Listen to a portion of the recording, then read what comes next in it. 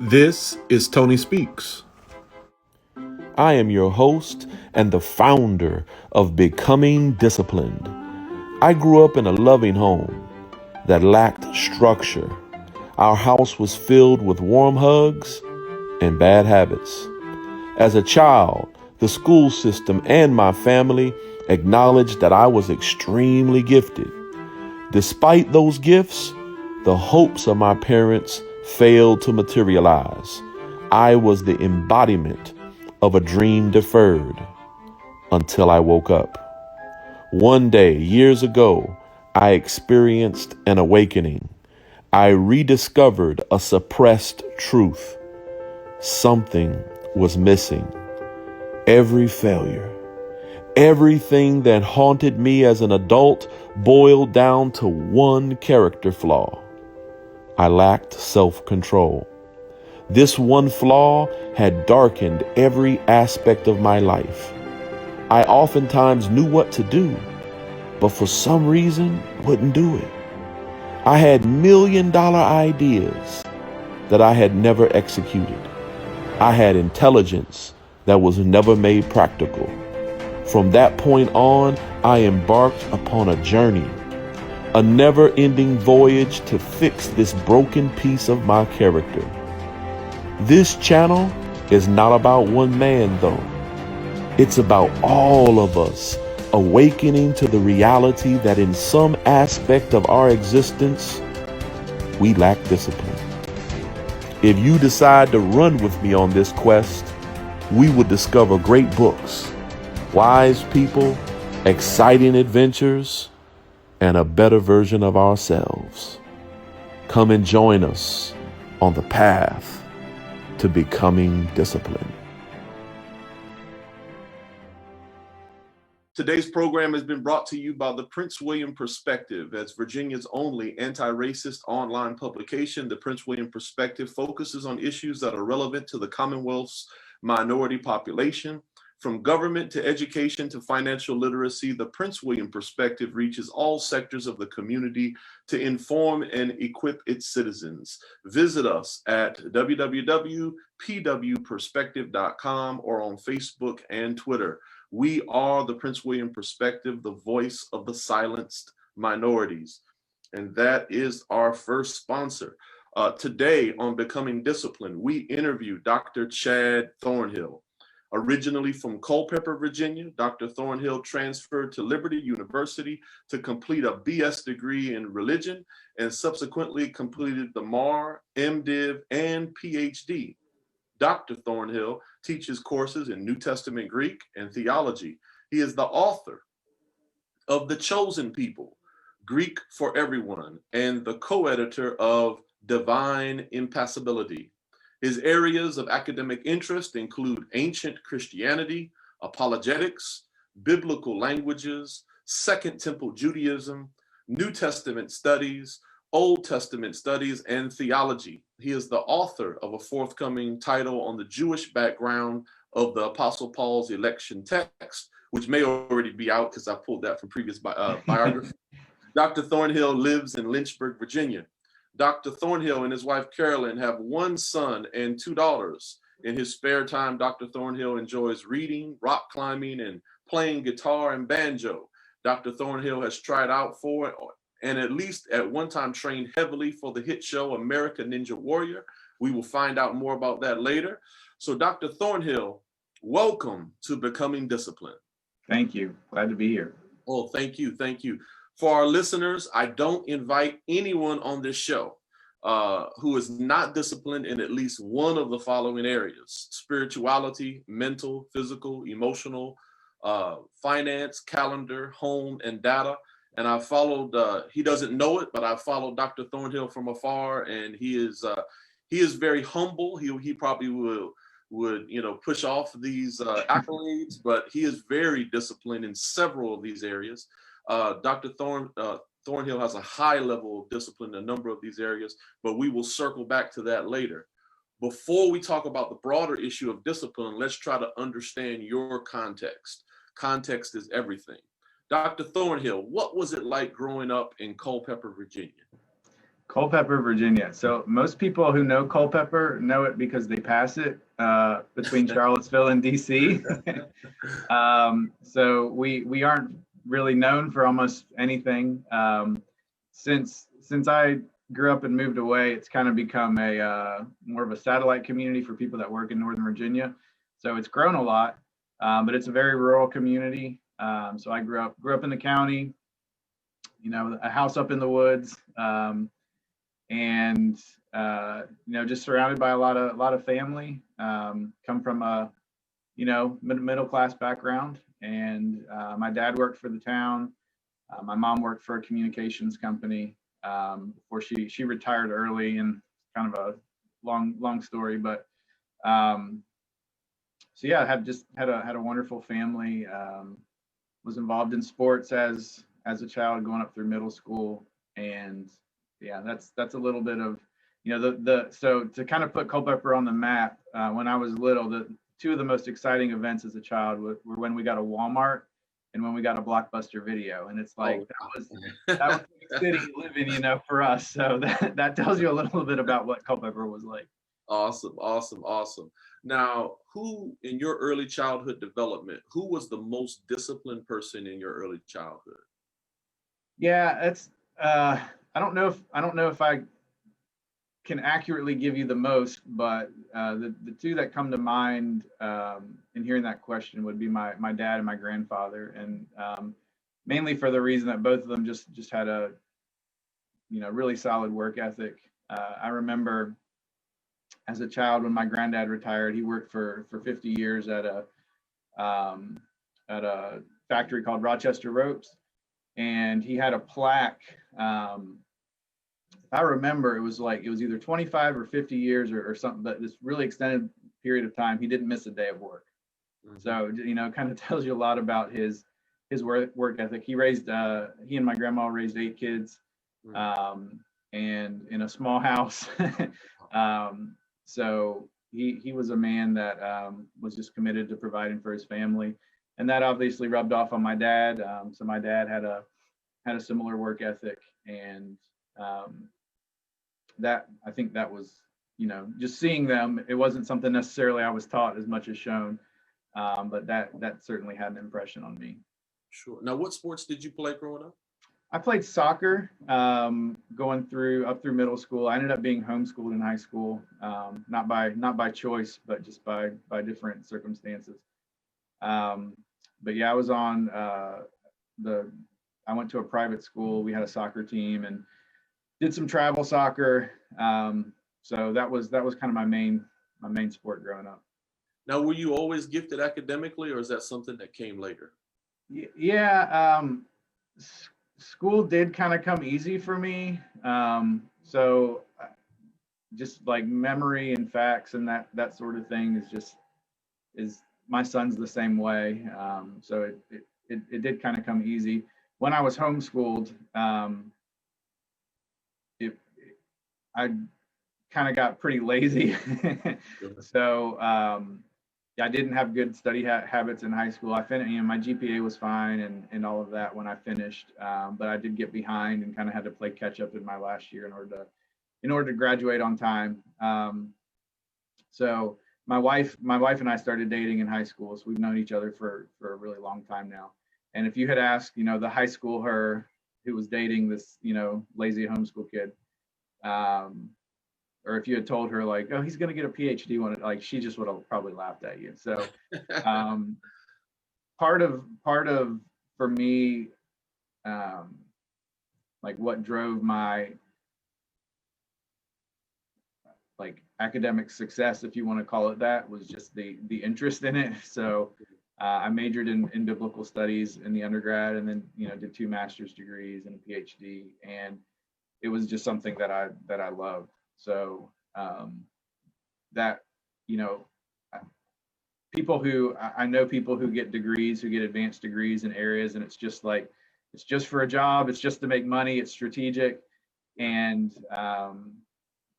finding motivation to do that, I think, is a lot harder than finding motivation to do something that you're actually interested in and enjoy and are personally benefiting from. So it was a lot of work, it was a lot of hours and all of that, but it was was always something that like I wanted to do. So it made it it made it easier.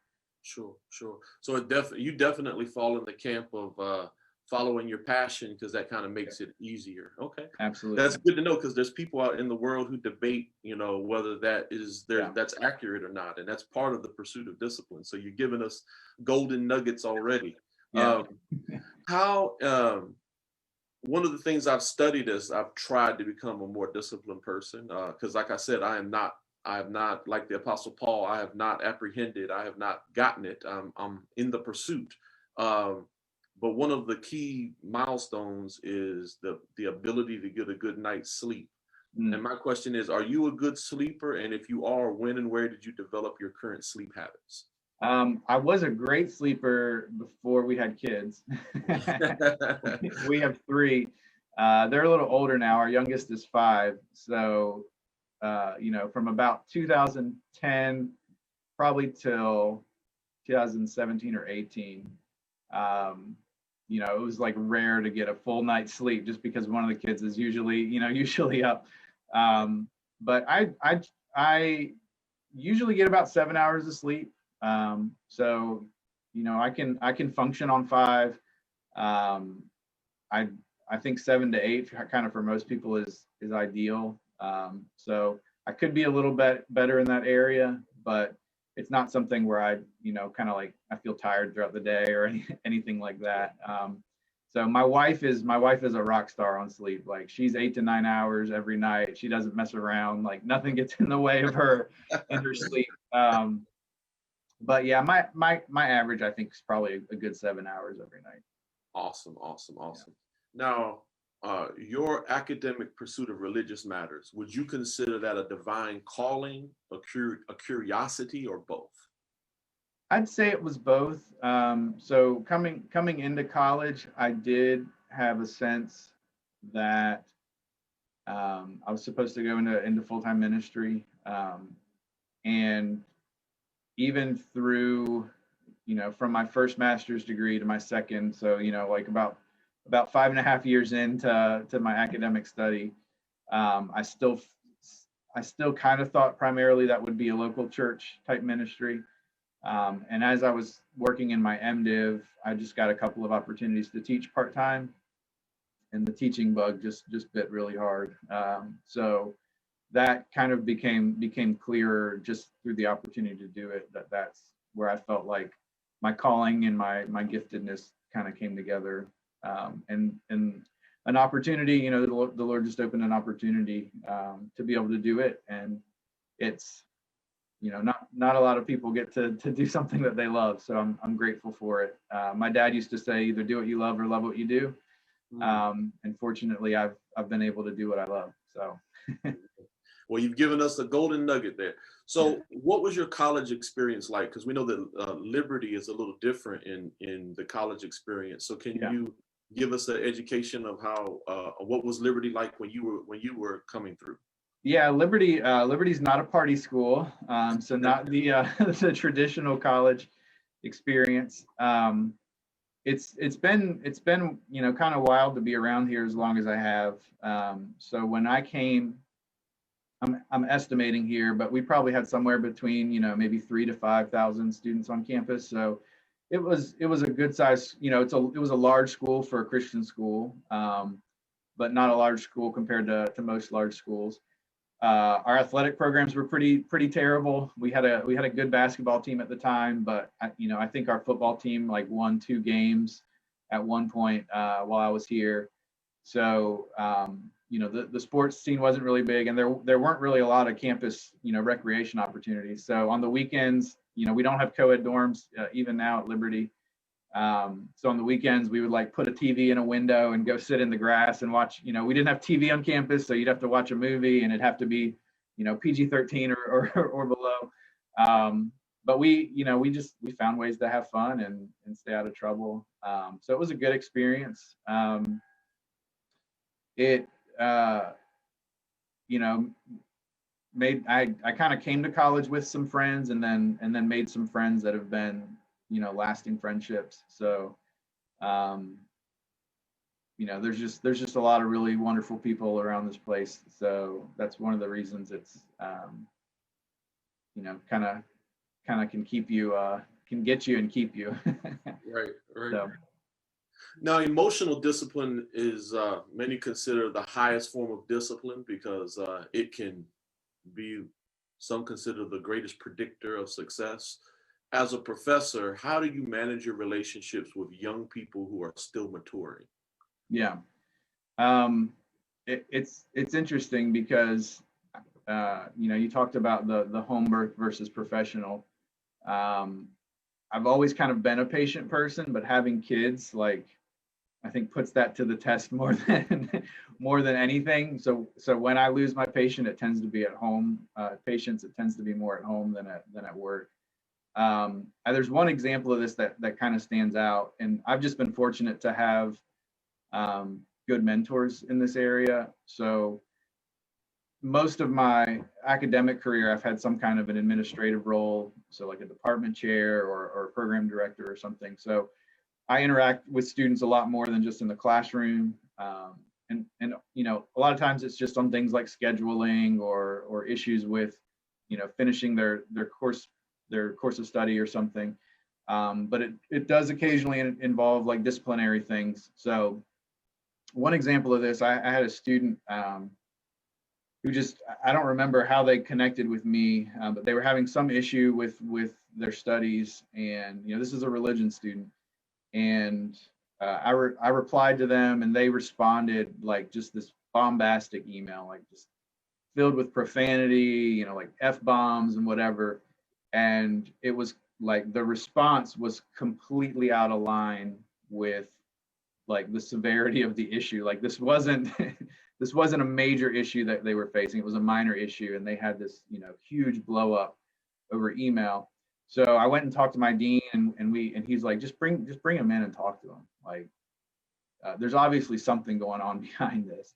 Right. So I brought the student in, and I was just kind of like, where's all this coming from? Like what's going on? Right. And we just kind of broke down and opened up, and like all this stuff's been going on at home, and he's like, I'm trying to get kicked out of school right now, and like so it was a good opportunity to kind of intervene in this student's life. So one of the things I've learned, there's kind of this, my wife's in the counseling area, there's this phrase often you hear among counselors, like hurting people hurt people. Yes.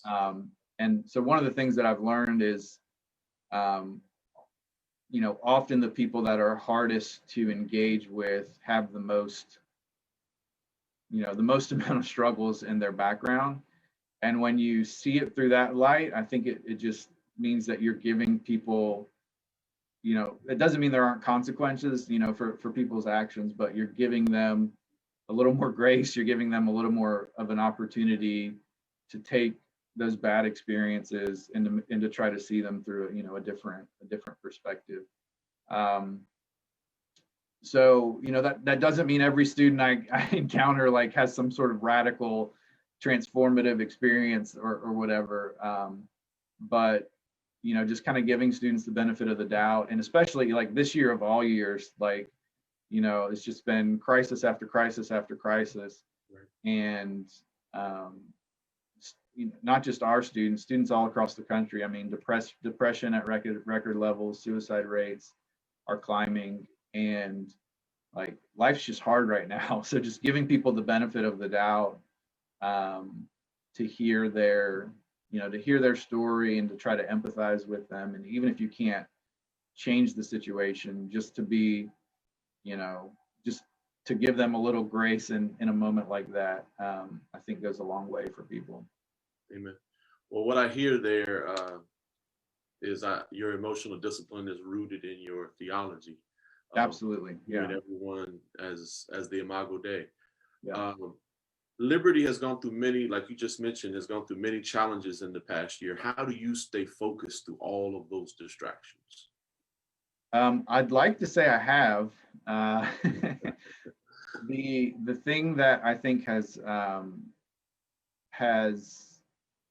kept a lot of us sane around here are just some of the relationships. So, you know, I have 3 or 4 colleagues that, um, you know, we're all just like 100% transparent with each other.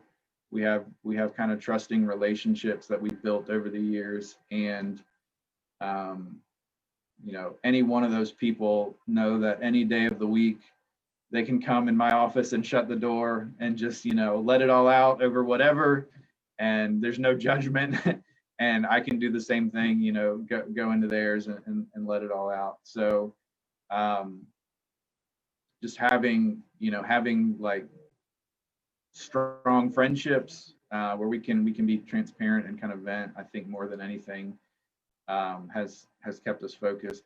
The timing of 2020 was kind of good for me as well, because I had a number of, you know, I had basically 7 or 8 years working through like writing project after writing project after writing project. And at the beginning of 2020, I very intentionally just said, I'm not looking for any projects this year. Sure. I need kind of a reset. And of course, I had no idea what what the events of the year would bring. But I planned this year just to give myself some margins. And so, um, you know, just being able to enjoy life a little more, have a little more recreational time has, I think, helped me a lot with some of those things as well. Amen. At Becoming Disciplined, we examine discipline or organization in the following areas: spirituality, mental, physical, emotional, finance, time or calendar, home organization, and data organization. What do you consider your strong point, and what do you consider your weak point? Strong, yeah. My the two that jump out the most as strong points would be physical and financial. So, you know, coming from a middle class family, we always had what we needed, but we didn't always have an abundance more than that. Right.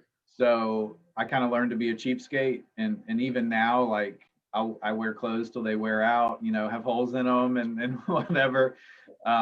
So I don't really, you know, video games are like my one weakness. Okay, so I've been like a Nintendo guy my whole life. So if there's a new Zelda or Mario game out, like I'm gonna drop $60 on it without even thinking. But other than that, I'm pretty good. Physical, you know, with the Ninja Warrior thing, I've just had a pretty consistent training regimen. Particularly the last 3 years, I've been a lot more focused on trying to have a consistent schedule. So my biggest weakness would probably be the last one, data, if I'm interpreting it right, in the sense that like I spend way too much time on Twitter and Facebook. And you know, especially last week with the election and all the craziness, I think a lot of us wasted a lot of time checking for updates and, you know, going to news websites and all of that. So there have been times when my margins are thinner that, you know, I'll uninstall apps and block certain websites that I know I'm going to waste time on. But over, you know, with the everything since March, that's probably been one area that I could definitely redeem a little bit more time out of, is my social media usage.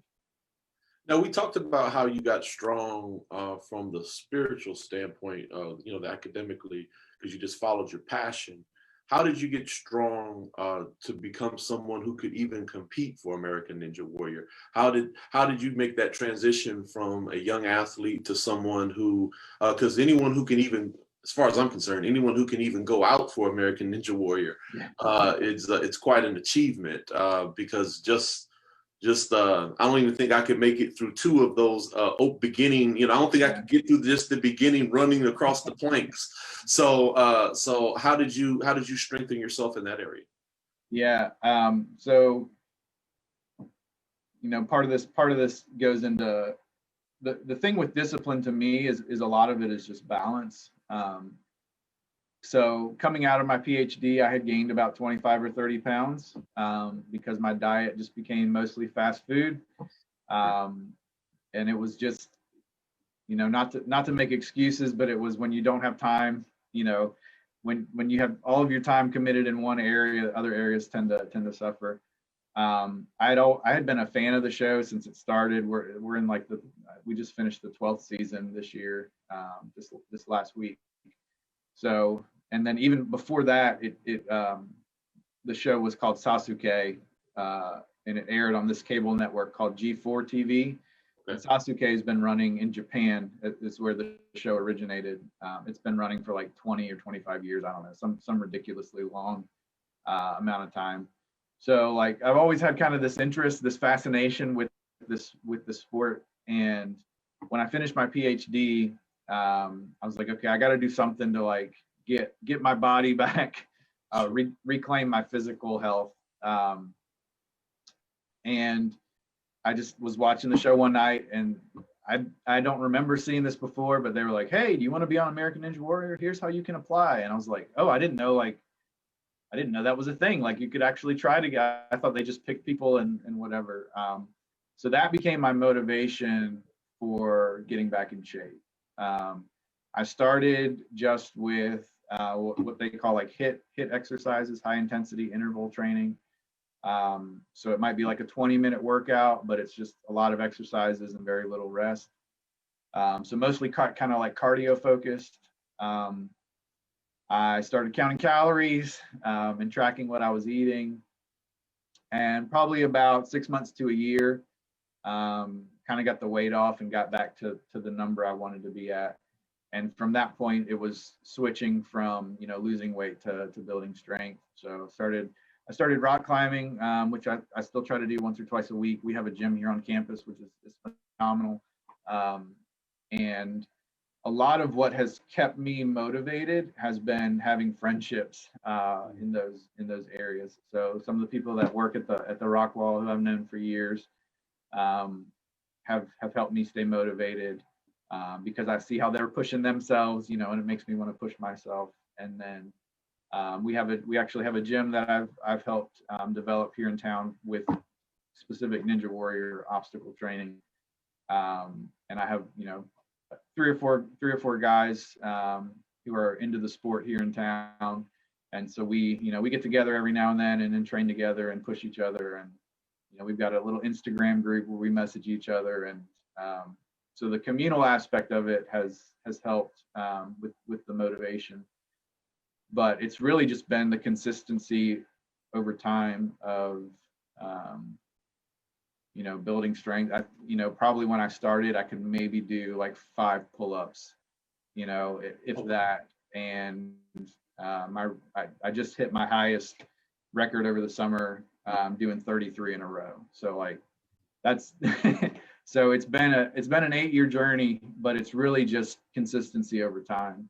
And anything you put work into with consistency over time is going to yield, big results over time. And people will be like, oh, wow, how did you? And it's just staying committed over a long period of time. So. Wow. Just for everyone who's watching, who's not into pull-ups, the Marine Corps standard for excellence is 20. So he just talked about doing 33. That's pretty impressive. And then also, I just want to leave like a little golden nugget for people. The professor mentioned starting small, having a big goal, and then having a group of people, a community of people to encourage you. All of that is in the science of becoming more disciplined in an area. Starting small, having a big goal, but then also having a community of interest to encourage you. So I just wanted to just repeat that for our customers or our listeners today.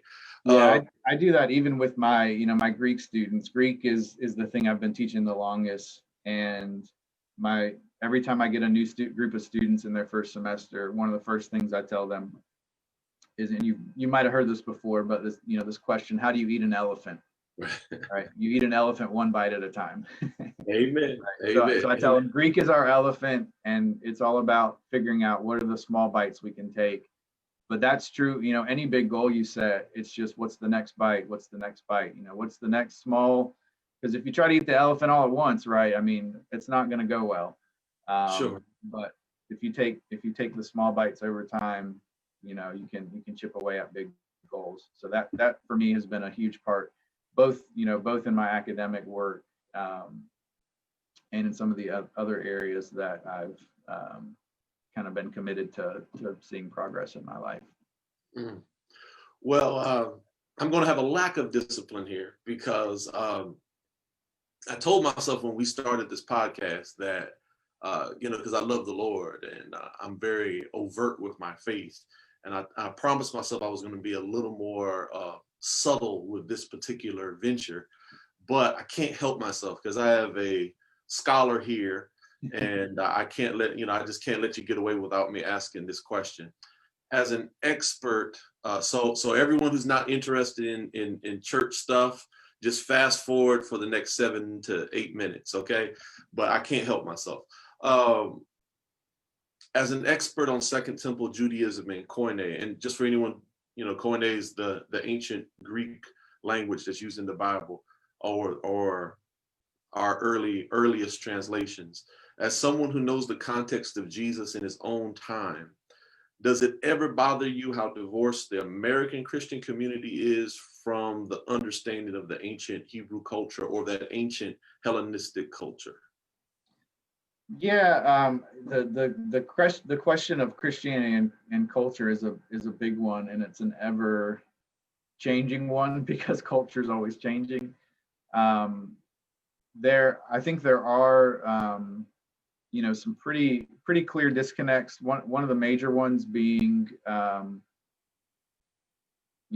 ancient world that the Bible comes from is a very community first kind of oriented culture, and in the American context, we're very individual first. And so, that's one of the major ones that I think causes a lot of the problems that we see today. But on the other hand of that, you read just about any letter that's written to churches in the New Testament, and there are things in their culture that the New Testament writers are trying to break them of. So, Corinthians is probably one of the best examples because there were so many issues there.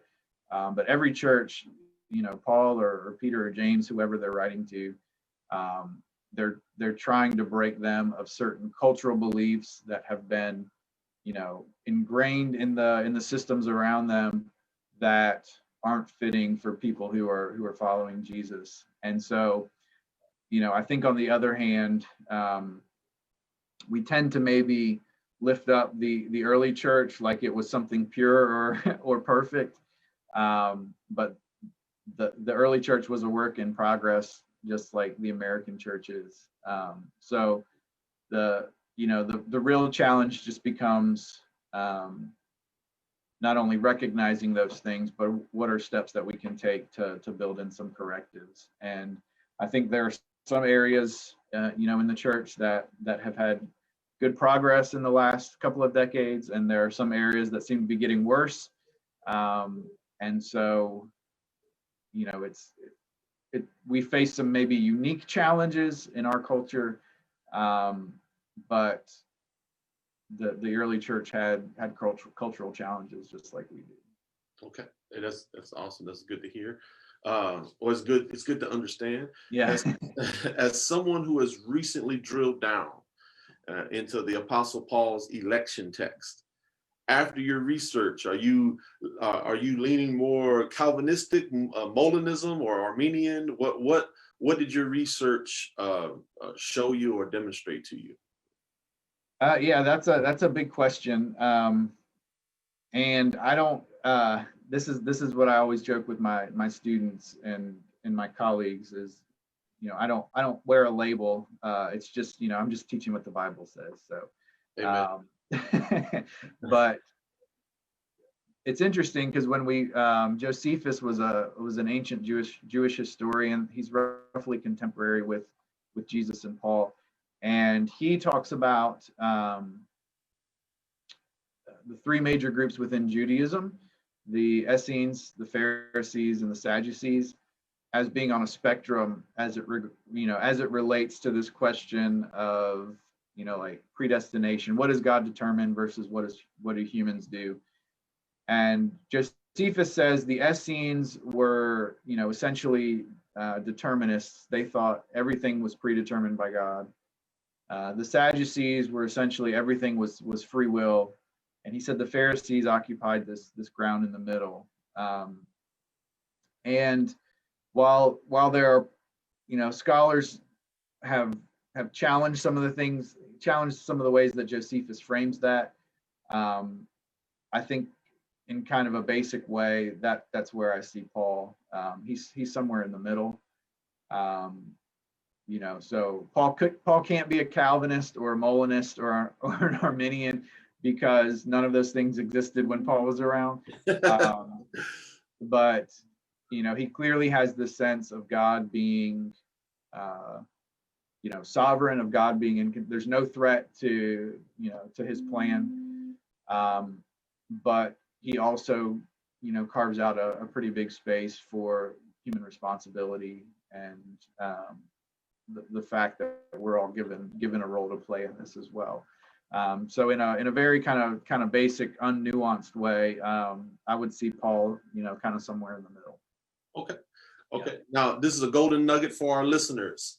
Dr. Thornhill follows a man named Jesus, and just like Jesus, he was very disciplined in following Jesus because he did not allow me to box him into humanistic or religious categories. He transcended the question, amen, in the same way that Jesus would have done. Because I imagine if they had asked Jesus in his time, Jesus would have given a spiritual, transcendent answer, just like the way that you gave me, Dr. Thornhill. So you were following the person that you followed the person that is our master.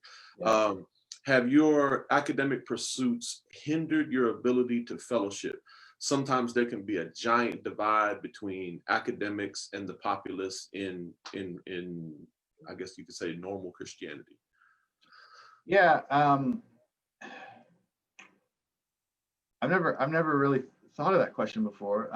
So my wife and I, and I say involved, the pandemic has changed what involved means for church. But we've been a part of a church called Grace Church here in Lynchburg for, I don't know, probably close to 15 years now. And we attend a life group there. There are probably mostly college educated people in our life group, but there are some people who aren't. We have older folks, younger folks, and they're just, they're just kind of like our church family.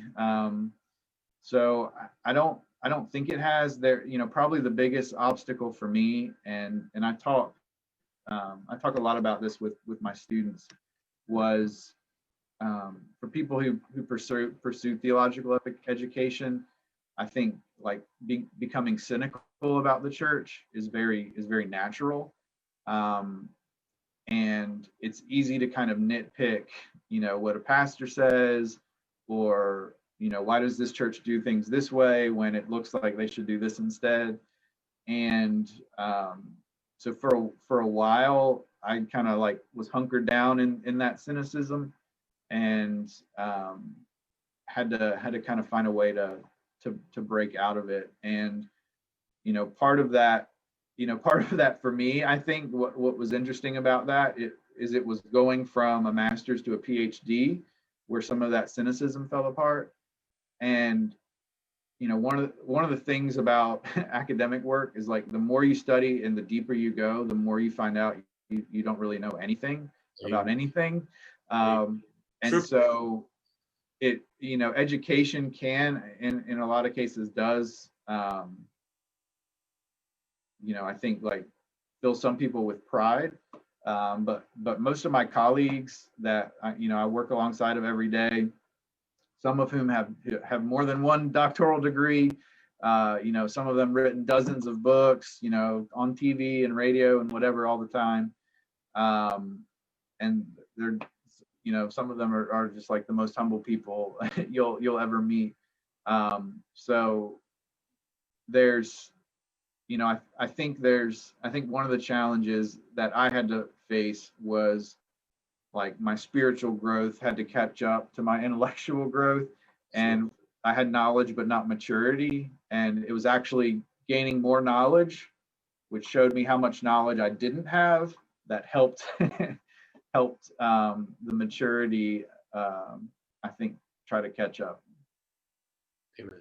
Yeah, it's painful for me to listen to my first sermons that I Oh preached. man, Because, yeah, because, because it's amazing. It also shows the grace of God, because yeah, there were times where I was preaching and now I know that I did not really understand that text, yeah, but then somehow God protected me where what I was saying was actually the thesis was accurate, right, but even though I really had no idea what I was doing.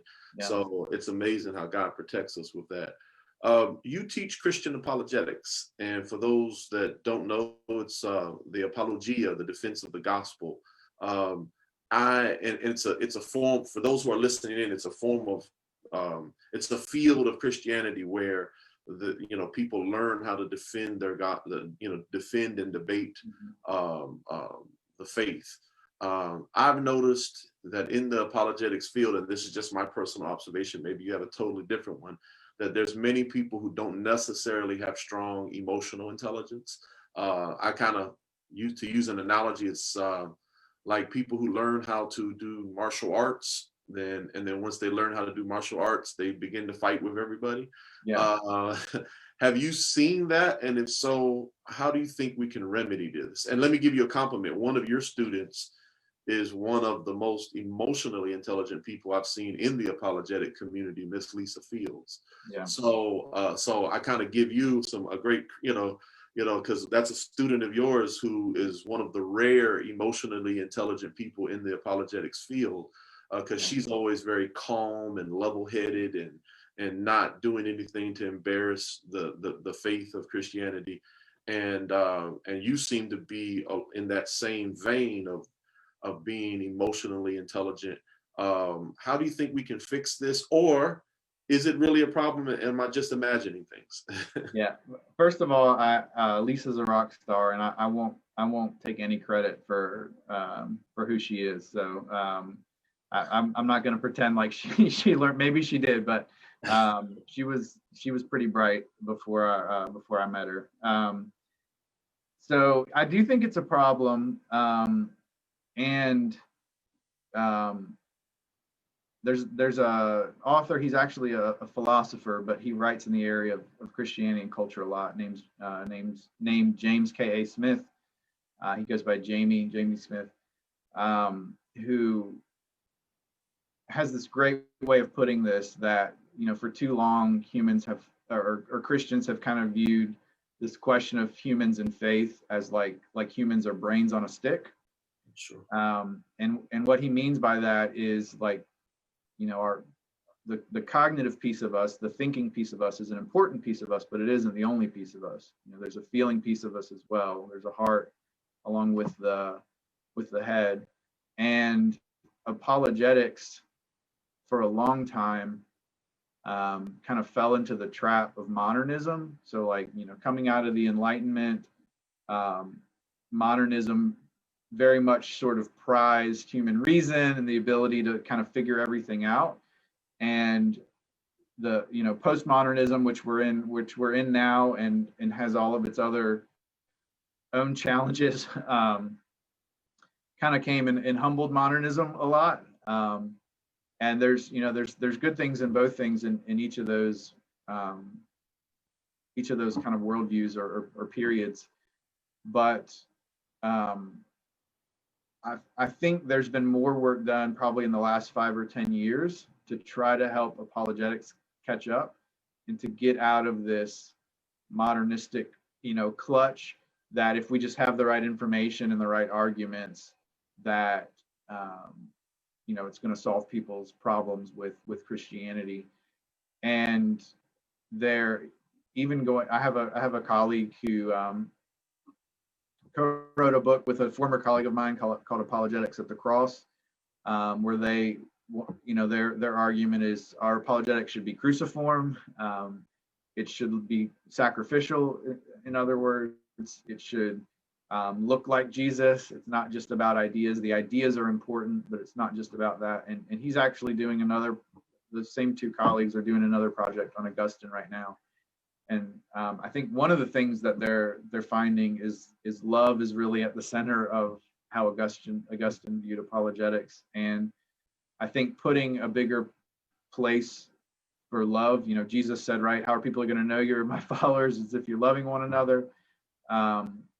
And we've, I think, undersold in a lot of ways how important compassion and empathy and love are as a demonstration of the truthfulness of Christianity. So I do see that there's a shift happening. Sure. I don't think we're there yet, but more and more authors, I think, are trying to put some corrective on this over intellectual form of apologetics that, again, kind of seems to view people as brains on a stick. Wow, that's so deep what you just said, and I really feel that answer. That I'm hearing so many apologists focusing on the dynamics of answering or making the argumentation, and if we don't stop to truly love the people that we're responding to, it's gonna come off the wrong way. So wow, that's a truly profound golden nugget there that I'm hoping people will latch on to. I mean, it's very simple, but it's one of those fundamentals that it's so easy to get past. Switching gears here a little bit, as you were training for American Ninja Warrior, you suffered a tough injury or a disease. What did you learn about yourself as you dealt with that hurdle? Yeah, so I had kind of two series of things in let's see, I think it was 2016. I had a herniated cervical disc. So, most people hear about like herniated discs in the back. You get a bulging disc. One of the biggest things is I've learned a lot about the human body that I didn't know before. But between each of your vertebrae, you have, they kind of call them like jelly donuts. You have these little squishy things that, as you age, dry out. And if your vertebrae, compact too much on that, it can kind of squeeze out the back, and it pushes on either on your nerves on the side or even on your spinal cord, and can just cause all kinds of terrible issues. So one of the biggest blessings in all of that is there's a wonderful lady who's a physical therapist in town who's like just brilliant. That my wife had a friend who was a physical therapist who, when this happened, said he needs to go see her. Like, no question, get him in with this lady. She's super knowledgeable. She has some really good therapy techniques. So it's about I was basically in bed for like 2 months. So I like couldn't move my neck at all. Was in this kind of crooked position because the pain was just so intense if I moved the wrong way. And it was compressing the radial nerve, which goes down into your bicep and into your thumb. So at my worst, I couldn't, and I'd been doing the ninja stuff in rock climbing for like 3 or 4 years at this point. At my worst, I couldn't take a gallon of milk and pour it. Like my nerve was so damaged in my arm. Like, so when your nerves are damaged, your muscles just don't work. Sure. It's like they're just turned off. Wow. So it was 2 months of like debilitating pain, and then it just became like getting the function back. So I did about 4 or 5 months of therapy, and by the summer of that year was able to start kind of training again. I still don't honestly know how it happened. I was packing for a trip. I was supposed to be going to New Orleans that day for a conference, and just that morning, like, just something snapped, and it was awful. So recovered from that almost a year to a date. That was all in my right arm. Almost a year to the day, I start getting the same kind of pain. So I knew it was nerve pain, in the back of my shoulder blade. I started getting some numbness in my left arm. And then a few weeks later, it started started having numbness in my right arm. And I chased the diet. It wasn't as debilitating, but it was difficult. So I wasn't sleeping. I could still go to work, but wasn't sleeping well. It was about another 4 or 6 month period. And literally, because I started counting at some point, went to like 14 different doctors. So nerve doctors, spine doctors, I mean, all over the place. And some were like, it's this. And then I'd go to the next doctor and say, no, it's not that, it's this. And, all these people are kind of contradicting each other. But I went back to my physical therapist, and she said, no, this is thoracic outlet syndrome. I don't have a doubt about it. And so it took me till this past summer to actually get a diagnosis from a doctor, but my therapist has been treating it as that. And it's a nerve compression disorder that, unfortunately, it can occur in like 6 or 7 different places between your spine and your shoulder. And because of that, it's like notoriously very difficult to diagnose. When they do surgery, it's often exploratory. So it's just, we're going to cut you open and kind of see if we can figure out where the problem is. Right. And some people do surgery and don't actually get any relief. Kind of got another set of therapy tools and worked myself back together. And for about six months, felt like totally fine again. And then about a year and 2 months later, so back in January of this year, it flared up again. But I felt like I knew a little more of how to address it, and I had kind of assuming like all my problems were fixed, stopped some of my therapy stuff. So from January to April of this year, was working through that again, and more or less since April, I've been doing really well. I kind of been training harder than ever, but I'm doing my therapy like 3 times a week from now till I die, because I want to make sure that this doesn't flare up again. So that's been a really, the first one was very clear, very direct action plan, and we just went from point A to point B, and things got better. But with this last one, it's just been a super crazy roller coaster, trying to figure it out. But yeah, I'm thankful. The last few months have been good, so I've been enjoying them as much as possible. Now, like God in the whirlwind, in the book of Job, did God speak to you during any of that pain? Oh, definitely. Did he reveal anything? Definitely. It was a further humbling experience. Things like, there were kind of 2 things that came out of it. One was, so to humble me and kind of recalibrate, moments like that kind of have like help put everything in perspective, so part of it was just kind of recalibrating priorities in my life, but there was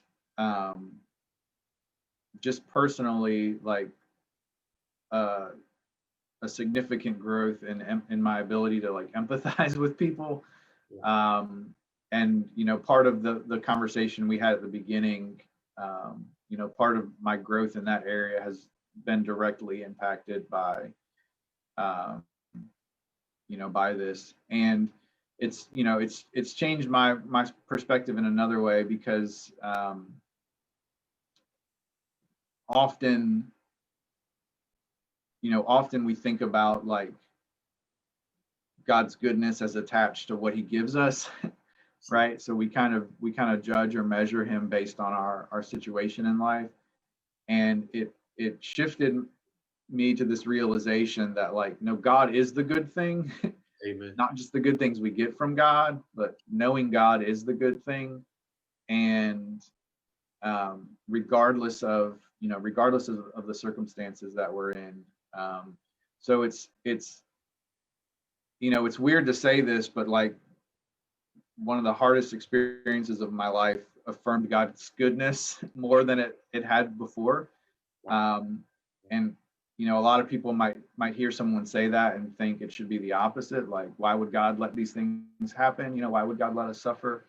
But it's deepened my confidence in the supreme goodness of God in all things. So it's if you were to rewind me 4 years and say all this is going to happen, and here are the good things that are going to come out of it, do you still want it to happen? I'm not sure. I would still plan plan the events the same way, but I've seen how God's been working in all of it, and I think often of Romans 8. To me, the better translation of the text, I had memorized it as all things are working together for good. I think the better translation is God is working all things for good. So God can take bad things and bring good out of them. And that principle theologically has really been affirmed in my life in the last couple of years. Powerful, very powerful. I think Francis Chan said, crucify your own son to redeem the souls of men. I wouldn't do it that way, so God's plans can be very different than ours. So where are you currently with your pursuit of being an American Ninja Warrior? Yeah, I'm working on my application right now for season 13. I feel more ready right now than I've ever felt. This season was strange. Usually they have about 700 competitors.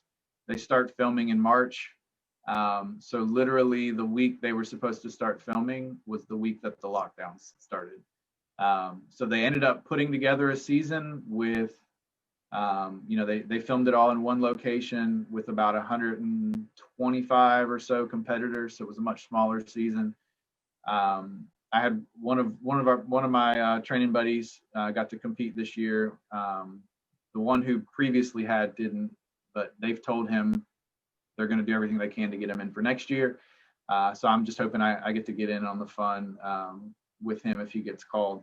But it's, they usually have like 70,000 people apply, and they have 700 people that get called. So you every year have about a 1% chance of of actually making it on the show. So this is my 7th year applying. There's maybe some significance to that number and maybe not. But I'm just trying to enjoy the journey as much as anything right now. So every time I get to do a competition or mess around in the gym or whatever, I'm just so grateful to after all the challenges I've been through the last few years to still be able to do it. So I'm trying to focus on the gratefulness and not on the chance of getting to compete on the show. So. I hear you. I'm going to skip past a few questions because I know you have some meetings coming up. What book do you recommend within the Bible for people who are seeking discipline in their life?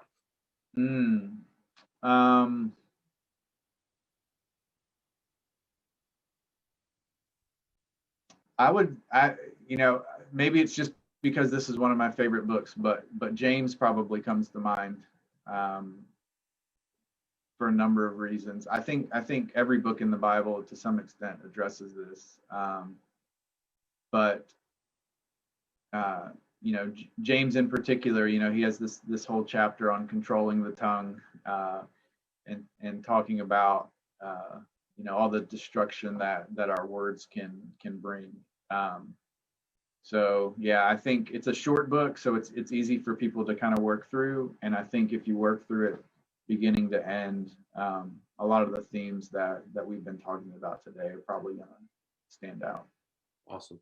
And what book outside the Bible do you recommend that after you read it, it helped you become more disciplined? Is there a secular book that helped you in that area? Yeah, it wouldn't be a secular book, but two of my favorite authors that so there's this area in Christianity called spiritual discipline or spiritual formation. Two of my favorite authors in that area are Dallas Willard. He's written a lot on spiritual disciplines. So spiritual disciplines are means of deepening our spiritual walk and our spiritual growth through specific intentional practices. So things like solitude, fasting,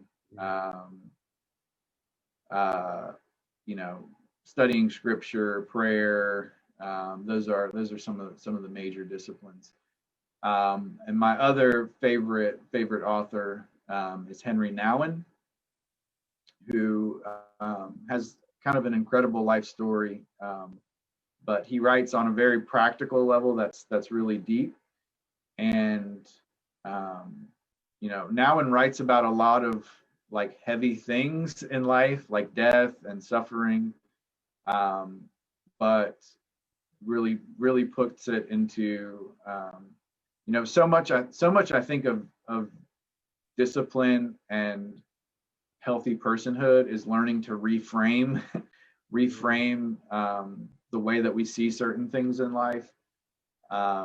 So even I've been reading Nouwen recently on death, and he talks about in the death of a loved one, you can almost grow closer to that person, because the way that he explains, well, how can that be, is okay, well, if your loved one is now with Christ and Christ is in you, there's a deeper sense in which you're connected to that person now than you would have been before. And so he has a marvelous way of reframing a lot of the really difficult things in life. And when you can change your perspective on it, it changes the way that you live through it. Wow, that's powerful. Do you have any closing thoughts on the subject of discipline, or any closing thoughts at all having to do with this interview? Yeah, I just thank you. I've enjoyed chatting with you, Tony. I would say, for people, whatever it is, whatever the thing is that you want to see change or growth in your life, write it down. Write it down, make a plan. Because without a plan, it's just a hope. Sure. It's a wish, but if it's something that you actually want to see, a material change in your life, figure out a way to do it and find some people to help keep you accountable. Accountability, being accountable, sometimes we think of as like a negative thing, but if it's something, if you can find joy in what you're doing, and you can find other people who find joy in it, it's going to make the journey, so much easier. So make a plan, find some partners to walk through it, and then figure out what are the good parts. The good parts, it might be hard work, it might be painful, but what are the good parts of it that you can focus on to help make the journey, as enjoyable as possible. Well, Dr. Thornhill, I just can't thank you enough. I see why so many students of yours, they just adore you, and I see why, I see how blessed Liberty is to have you. And I've been touched several times during this interview. Matter of fact, I had to exercise a lot of discipline not to get emotional at a couple of moments, because the Lord really used you at a couple of moments there. And I just want to thank you so much. And I truly look forward to seeing you on American Ninja Warrior, and I look forward to continuing to see the fruit of all your students that you teach when they come out, and the impact that they're going to have in the body of Christ and the kingdom of God. So thank you again, Dr. Thornhill. I believe we learned a lot from this interview, and we thank you in our search for self-improvement and our search for that fruit of temperance, that fruit of self-control. So thank you again, Dr. Thornhill. Thank you very much. Hello, I just wanted to take this opportunity to point out 5 golden nuggets from today's podcast, that if you follow these 5 nuggets, they will make you more disciplined. These 5 golden nuggets are critical at becoming disciplined. The first golden nugget is that Dr. Thornhill followed at a young age something that he was passionate about. To use the old adage, when you are passionate or when you love your job, You never work a day in your life. The second, third, and fourth golden nuggets were regarding his pursuit of the American Ninja Warrior. He started small, he had a goal, and he had a support group. And the fifth golden nugget was when I asked him a tough theological question. His answer did not remind me of a college professor. It reminded me of the Savior that he follows. And sometimes discipline is following the good examples that you have been given. I hope you enjoyed today's podcast, and I hope that something was said to help you on your path to becoming disciplined. Oh, my name is Courtney. The big guy, that's my dad. The little girl, that's my sister Nadia. My daddy has struggled with his weight all his life. He said it's different now. He said he wants to walk me and my sister down the aisle. He said he wants to be a grandfather. That's why he's becoming disciplined. What's your story? Where do you need discipline? What do you need to overcome? Yes, sir, Daddy.